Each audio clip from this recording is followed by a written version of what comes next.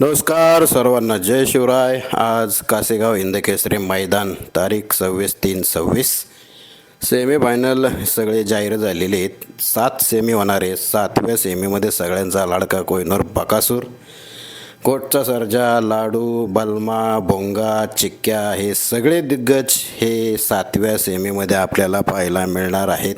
त्यामुळं कदाचित बैलगाडा शर्यत क्षेत्रातील सध्याच्या स्थितीमधील सगळ्यात टॉपचा सेमी हा आहे. 7व्या सेमीमध्ये सगळे दिग्गज आपल्याला पळताना दिसणार आहेत. खऱ्या अर्थाने हिंदकेसरी मैदानाचा सेमी आणि 7वा सेमी हा फायनल असल्यासारखाच आहे, कारण सगळे दिग्गज एकाच सेमीमध्ये पळताना दिसणार आहेत. आता शेवटी प्रत्येकजण जे 2 नंदी आहेत ते 2 नंदी आणि त्यांचा जो ड्रायव्हर आहे त्यांचा जो ताळमेळ ज्याचा चांगल्या पद्धतीने जुळेल ती गाडीच या सेमीमध्ये पास होईल.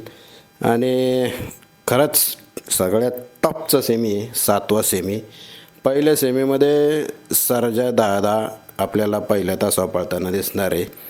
आणि सेमी क्रमांक 3मध्ये कंदूरचा राजा आणि पुसेगाव हिंदकेसरीमध्ये आदत हिंदकेसरी ठरलेले लक्ष आणि सचिन आहेत. आणि 4 नंबर सेमीमध्ये पाखरे आहे शेवटच्या तासावर. 5 नंबर सेमी पण टॉपचा आहे, त्याच्यात पण मथुर आणि लखन या दोघांचा तो सेमी आहे.